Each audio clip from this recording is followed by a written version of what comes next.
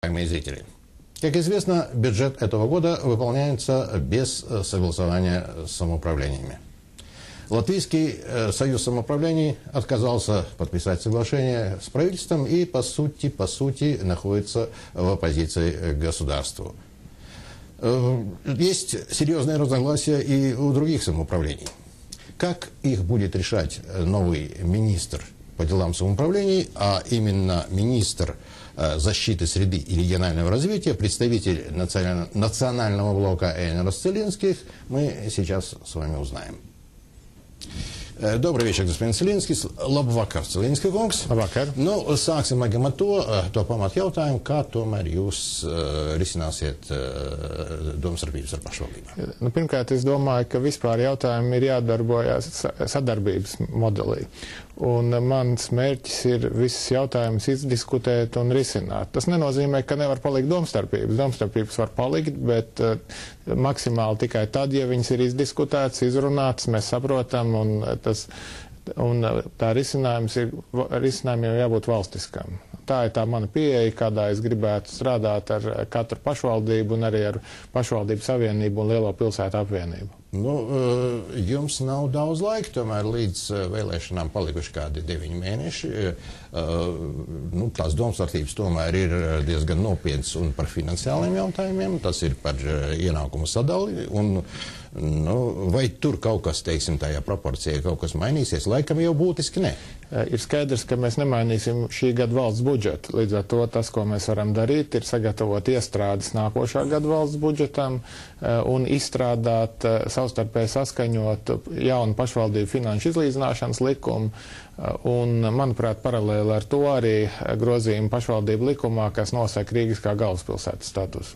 Nu, tas finanšu izlīdzināšanas likums, kas tur varētu būt jauns? Es te dzirdēju, Lemberga kungs ļoti tur sūdzējās, ka dažās pašvaldībās dažādi attīstības tempi tajā pašā laikā uz vienu iedzīvotāju tiek vienai pašvaldībai vairāk dots, otrai mazāk. Kas tur tāds kardināli jauns varētu parādīties? Nu, jebkurā gadījumā tiešām ir zinām taisnība, ka pašreizējais modelis nav īsti korekts, un es varbūt neteikšu visus šos, tas būtu ļoti ilgi, ja es stāstītu, kā būs šie procenti, un īstenībā mēs vēl arī neesam vienojušies. Tas, ko mēs darīsim, ir izveidosim augstu līmeņu darbu grupu ar varam finanšu ministrijas, pašvaldību savienības, lielo pilsētu apvienības līdzdalību, acīm redzot ar Rīgu jārunā vēl atsevišķi, tad, lai pēc iespējas panāktu saskaņot risinājumu. Protams, ka vienmēr kāda pašvaldība paliks nedaudz neapmierināta. Nu, teiksim, tas iestrādātais modelis tā kā liecina uz to, ka šī brīdī neapmierinātāks varētu palikt pierīgas pašvaldības, jo viņas tā kā ir tomēr saņem ļoti lielu iedzīvotāju ienākumu nodokļu daļu pie samērā mazas infrastruktūras, bet, protams, arī ar šīm pašvaldībām jādiskutē. Sakiet, vai tā cerība, kad jūs tiksiet galā pašvaldībām, viņi nav balstīti uz kādu tādu politisku risinājumu, jo politiskā situācija ir mainījusies. Nu, tagad valdībā valdošajā koalīcijā ietilpst arī Zaļo zemnieku savienība. Nu, tad nāk klāt, tur, teiksim, Ventspils, tur Jūrmala, varbūt Liepāja, nu, un citas tādas lielas pilsētas. Es nezinu, vai var šī laikā runāt tikt galā. Es domāju, ka mēs varam sadarboties un mēģināt atrisināt galvenos jautājumus, teiksim, kas ir šajā periodā. Un tas īstenībā pats svarīgākais jautājums ir jaunā perioda fondu sadala, kas, protams, zināmā mērā ir iestrādāti jau esošajos dokumentos, kas ir jau pieņemti Nacionālā attīstības plānā, arī darbības programma ir praktiski izstrādāta, bet tas, kā es viņu gribētu virzīt, ir maksimāli atbalstīt uzņēmē darbību. Cik tas vien ir iespējams, lai šī fondi, protams, ņemot vērā Eiropas Savienības ierobežojumus, skaidrs, ka mēs nevaram darīt, kā mums pašiem patīk vienmēr, un varbūt mēs darītu citādi, bet tas, kas mums ir iespējams, lai viņš maksimāli veicinātu uzņēmē darbību visās reģionās. Tā fonda sadalītāja ir diezgan nopietna lieta, cik esmu dzirdējis uz nākošo tā saucamo plānošanas periodu. Tur ir apmēram 350 miljonu eiro, laikam, jāsadala. Tātad tās programmas, kas ir tiešā varam kompetencē, protams, Tas ir viens, un otrs ir, ka mums ir jāsadarbojās ar citām ministrijām, jo īstenībā nav tikai tā, ka var paņemt atsevišķi, teiksim, var izveidot caur savām programmām, teiksim, pievadu ceļus uzņēmumam, mēs nevaram attīstīt uzņēmumu būvniecību. Ja mēs izveidojam pievadu ceļus un nav uzņēmumu, tad, nebija vērts. Līdz ar to ļoti svarīgi ir izveidot sadarbību starp dažādām programmām un arī skatīties, ko var, teiksim, zemkopības ministrijas, ko satiksmes, ko ekonomikas ministrijas programmas, un lai tas darbojās kompleksi. Un tāpēc ir nepieciešams pašvaldību integrētās attīstības programmas, kas ir atkal vēl viens uzdevums, kas ir pašvaldībām jāizstrādā. Un īstenībā varam līdz šim arī nav devis skaidrus norādījumus, kā tas būtu jādara, un tik pēdējais laiks to darīt. Labi, sakiet, bet, teiksim, attiecības ar dažām pašvaldībām. Laikam pamatā ir diezgan saspringts attiecības ar Rīgu, ja? Bet parādās tagad ir dažas citas pašvaldības, kuras pašas vēlās regulēt savus, teiksim, transportu, tur jomā savus izdevumus, ienākumus, tur kaut kādas privilēģijas kādam dot. Kā šajā ziņā? Es domāju, šajā ziņā atkal ir jābūt vienotiem nosacījumiem, lai mēs saprastu, kas ir tās lietas, ko pašvaldība, teiksim, drīkst darīt, lai piesaistītu iedzīvotājus savai teritorijai, un kas ir tās lietas, ko nedrīkst darīt.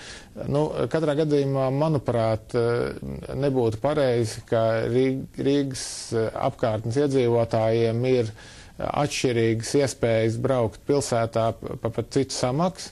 Bet, protams, tas, kad varētu būt kāda norēķina starp citām pašvaldībām un Rīgas pilsētu, tas, protams, ir diskutējams jautājums. Un pilnīgi pamatot ir tas, ka valstī pamatojoties uz Rīgas kā galvaspilsētas status būtu kaut kas jāfinansē.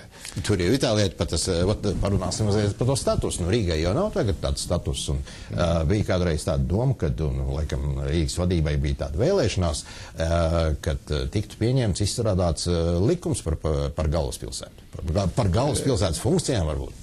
Jā, es tur pats esmu vēl savulaik strādājis pie šādām idejām, bet tas, kas pašlaik liekas, ka varbūt tur vesels likums nesanāk, un īstenībā varbūt pietiek ar šīs funkcijām, teiksim, nodefinēt vienu pantu likumā par pašvaldībām.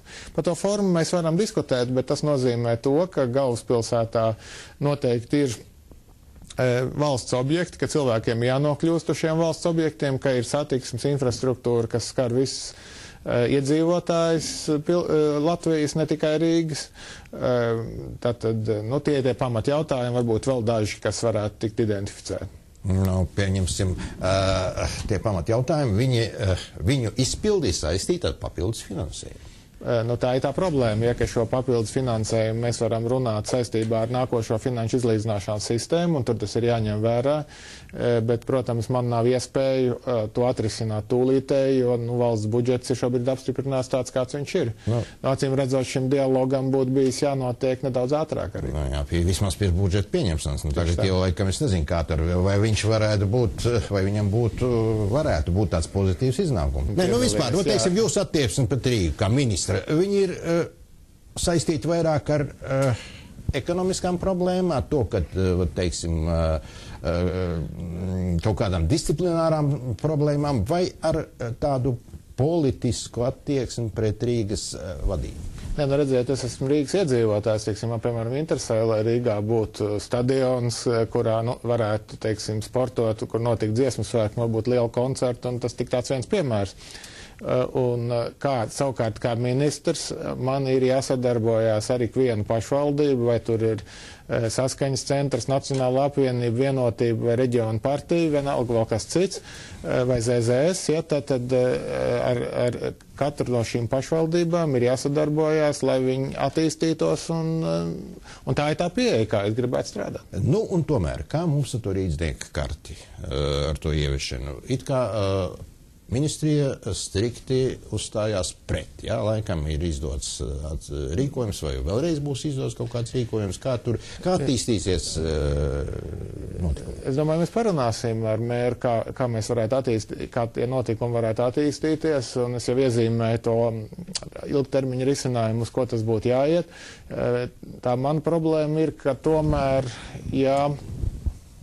mēs nonākam pie situācijas, kad citiem Latvijas iedzīvotājiem uzreiz ir jāmaksā gandrīz dubulti pret to, ko maksā rīdzinieki, un tā cena ir ļoti liela, tad es tomēr šeit saskatu problēmu, un mums jāmēģina atrast kaut kāds risinājums, kas to novērš. Nu, nebūs tā, ka vēlreiz būs tāds rīkojums, kad atcelt, un tad tiesas prāva, un tad atkal kaut kas mainīt. Nu, kā tur? Nu, protams, nevar izslēgt arī šādi, bet es domāju, ka, lai līdz tam nonāktu, vajag izrunāt. Un tas, kas nav iepriekš sanācis, un arī varbūt, teiksim, man pat nesanāca, jo man vajadzēja vienas dienas laikā pieņemt rīkojumu pa Siguldu, kas bija analoģiski. Un es tikai paguvu mēru telefoniski izrunāt. Pirms kaut ko atcelt, ir jāapskatās, kādas ir visas citas opcijas. Nu, tad, ja viņas nav, nu, tad varbūt pie tā var nonākt, bet, teiksim, es gribētu mēģināt vispirms risināt sadarbības ceļu, un, nu, tad tikai pēc tam, ja nu tiešām nesanāk. Labi, paldies, ka jūs atradāt laikу парунāt ar mums mūsu студия. Спасибо, уважаемые зрители, что слушали нас и смотрели. До встречи.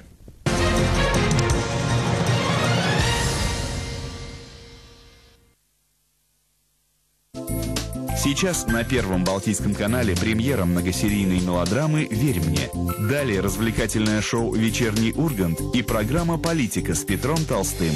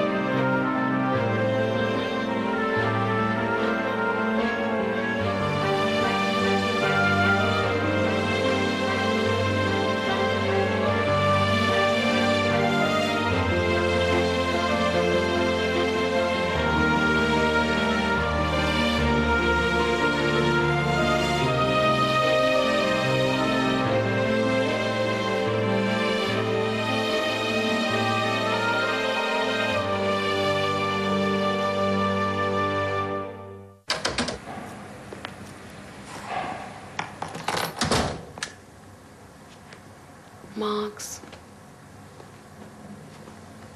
неужели ты опять рядом? Конечно. Я всегда буду рядом. Теперь ты всегда будешь рядом.